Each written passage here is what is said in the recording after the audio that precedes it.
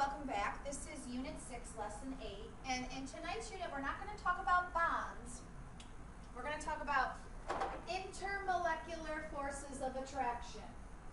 Inter means between. Okay? So I want to make it clear what these are. Okay, let's say we have a molecule. This thing that holds the atoms together, that's a bond. An intermolecular force would be when this molecule on the left is attracted to this molecule on the right. So the intermolecular force is the force of attraction. It's the force that holds molecules together. Okay? We abbreviate intermolecular forces as IMFs. Okay? So this right here, this dotted line that I have between this molecule's B and this molecule's A, this is an IMF. Okay?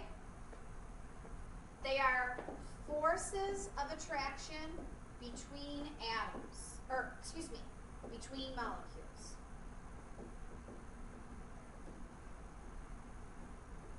And again, they're abbreviated IMF. They're generally weaker than the bonds. So if you add energy to this thing, the IMF will break and the molecules will separate. But if you will not break the bond. The bond is stronger than the IMF. The bond is greater than the IMF. It takes more energy to break.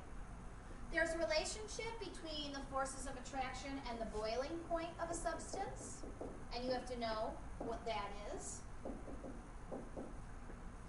The stronger the forces of attraction, the higher the boiling point, because that means they'll be harder to separate.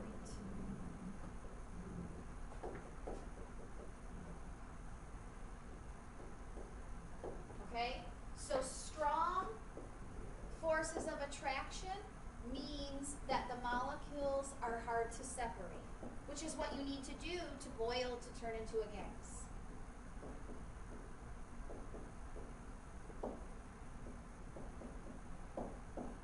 Since it's almost Valentine's Day, it means the molecules really love each other and they're very hard to separate.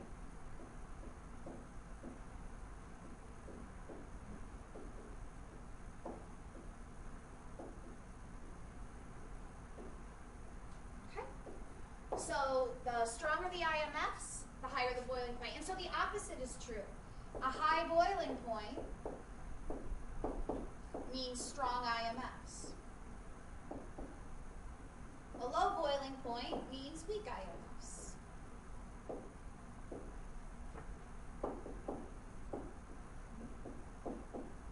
And so things that are gases at room temperature, like oxygen, okay, or nitrogen, they have very weak intermolecular forces, but things that are solids or liquids at this temperature, right, like sodium chloride or like water, those have stronger IMFs, okay, because they have higher boiling points. There are different types of IMFs. The first type of IMF is a dipole-dipole interaction. These are attractions between polar molecules. Remember, polar molecules have overall charges.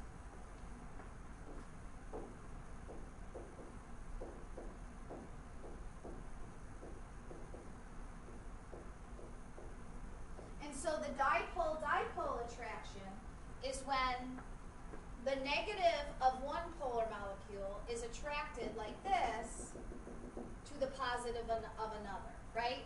Or the negative of one is attracted to the positive of another. Or the positive of one is attracted to the negative of another. Or the positive of one is attracted to the negative of another, right? All those dotted lines, these are all your dipole forces. Okay? The atom with the partial negative charge of one molecule is attracted to the atom with the partial positive charge of another molecule. Attractions between polar molecules. Who has these? You find these in H2S. You find these in HF. You find these in HBr. You find these in carbon monoxide. All of these have dipole-dipole attractions. One especially strong type of dipole-dipole is called a hydrogen bond. A hydrogen bond is an especially strong type of dipole-dipole interaction. These are attractions between the hydrogen of one molecule, and that will have a partial positive charge, and the atom with the partial negative charge of another. But you need to recognize, not every molecule with hydrogen makes hydrogen bonds.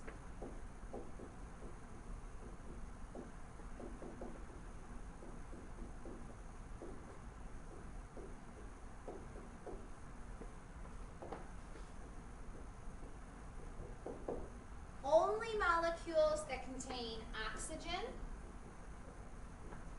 fluorine, and nitrogen can make hydrogen bonds. I think of hydrogen bonds often, right? Oh boy, hydrogen bonds sure are fun. Or just about a now, you've had quite enough of hydrogen bonds, right? So if you look back up here in the picture, it's when the partial positively charged hydrogen of one is attracted to the partially negative O, F, or N of another. So that is your hydrogen bond. Not this. This is not a hydrogen bond because that's within a molecule. That's a polar covalent bond, right? The hydrogen bond is between molecules, okay? Only O, F, or N. And they're found in water and DNA, and they give water the unusually high boiling point. Remember, water is covalent, and most covalent things have low boiling points. Remember?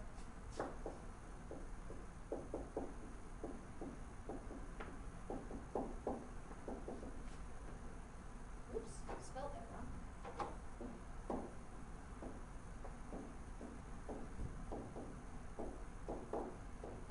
Okay, but water has a high boiling point for being a covalent thing. Okay, so the attractions between whole molecules, the reason this water molecule or drop of water will stick to this drop of water is due to a hydrogen bond. Okay, it's what keeps water loving itself, and it gives water an unusually high boiling point. That's it for tonight, everybody. Hopefully I see you in school tomorrow. Have a great night.